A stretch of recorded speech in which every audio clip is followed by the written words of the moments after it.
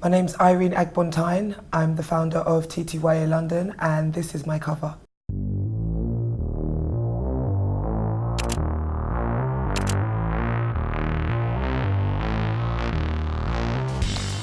From the beginning, my brand was kind of born out of necessity. I stand up 5'11", and I just kind of grew frustrated with the lack of wardrobe essentials that were available for tall women on the market.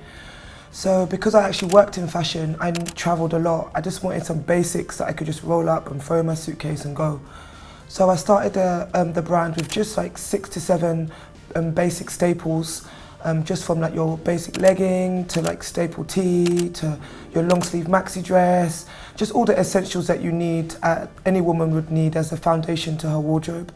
And it kind of grew from there really. I thought if I can't find anything, then there must be women like me that can't find anything. And it kind of just, exploded from there. My first stockist was Selfridges in London, and my second stockist was Barney's in New York, and then my third stockist was ASOS, and I still stock with ASOS till today. Prior to ttyl, I worked as a fashion stylist, and it was actually working with the models that kind of was the brainchild, because on set, everything can be photoshopped. So like, they'd always photoshop the jeans longer or the sleeves longer. And that was kind of like what gave me the idea originally, because I thought these girls are as tall as me and we don't even have basic essentials. So if they don't have it and I don't have it, I might as well just make it. So that's kind of how it started. I'm kind of a cultural innovator. I work with a lot of mainstream brands from Nike to Beats by Dre, and we kind of just connect the world of culture with business.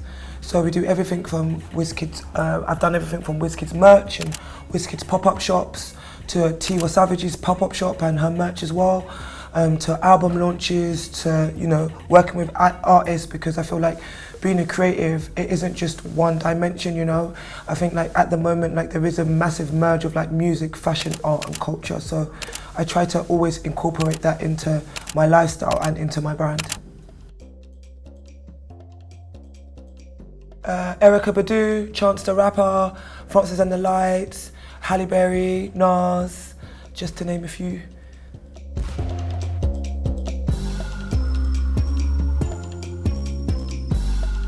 I definitely feel like it's here to stay. I think currently black culture is popular culture. I think it always has been. It's just we haven't really been at the forefront of it. And I think it's really important at the moment that we're forcing change, and I think like the words diversity and inclusivity have kind of become buzzwords.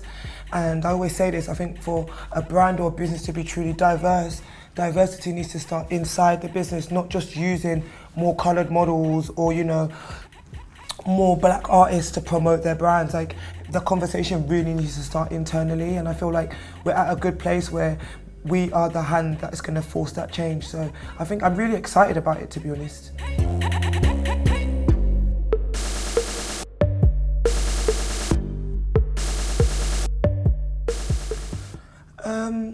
To be honest, I feel like they mirror each other quite a lot.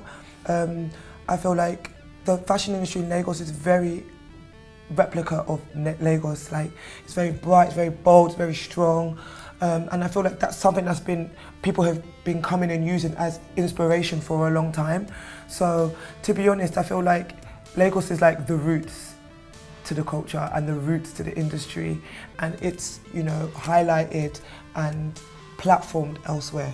That's just my honest opinion. It was my first time showing in Lagos. I was super excited, but it was hard work, if I'm going to be honest. It was really, really tough. The best thing is it kind of pushed me to the limit, and it showed me that, I had an amazing team that was here with me. I met so many amazing women. I recasted my show in 2 days. What that gave me was a real connection with all the girls. And it was so excited, like we recasted it in my hotel room, like the whole experience was from the dyers in Surulere to like, the recasting and connecting with all the models, shooting my campaign here, in the market. We shot it in the bus station actually, my campaign. So all of that was, I thought, you know, I was a bit naive, if I'm going to be honest. I thought we could just come and it would be quite straightforward, and it wasn't. But that was actually part of the journey, and that's what made the experience so special. So it was amazing. It was actually amazing. I'm usually not in Lagos like 4 or 5 times a year. It's April now, and this is my 3rd trip this year to Lagos. And it's always a nice touching base point. It's always great to reconnect with my family and my friends, to be re-inspired. Like on this trip we've come with Nike, and I had the privilege to be able to, like, you know, tie-dye and use the traditional tie-dye methods on a football jersey, you know. So I think that was really amazing. So I love coming back to Lagos all the time because it just keeps me grounded to my roots and keeps the struggle and the inspiration real.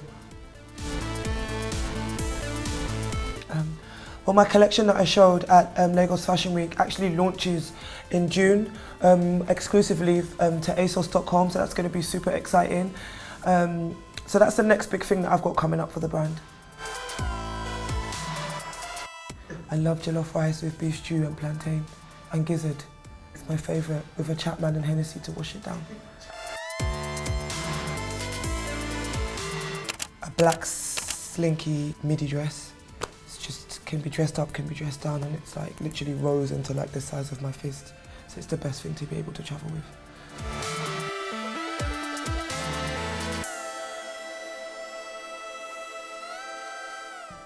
I think at the moment Africa's at the spotlight across music. I've always said that kind of like music's been like the wheels of the bus, and now like everyone's getting onto the bus, so fashion's getting on, art's getting on, but kind of music is the driving force. And I just feel like we have to just be really careful that, you know, we collaborate with each other, we push each other, and we work together, because I feel like when things are highlighted and the spotlight is coming, that allows room and leverage for outsiders to come in. And I feel like it's very important for it to stay organic and stay true to who we are. As Nigerians, we're powerful. I always say like, Nigeria is like, it's like the source, like they can't take away the source from us, you know. And even though like structurally and systematically things don't always work the way we need them to work here, the source is always gonna be here.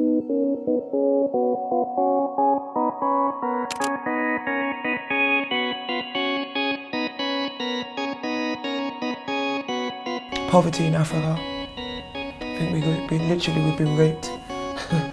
They've taken everything from here. But sometimes we sell ourselves, you know. So I think for us to be able to like enjoy our riches, we need to understand that it starts with us first, you know. And it's the only way the world is going to respect us is if we respect ourselves.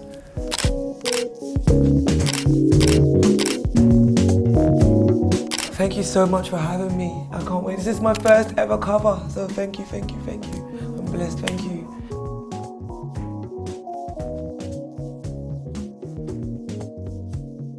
I'll say keep it authentic. Make sure you're really working with the right people that can do the job, especially local people. Like there's no need for so much outsourcing. Like there's so many people that here on the ground that can do the job. Know your purpose, think about what your purpose is, and make sure that everything that you do feeds into that purpose. Work hard and be persistent. Consistency is key. If you work hard and be consistent with it, it will work for you as long as you know your purpose. My name is Irene, and this is my cover.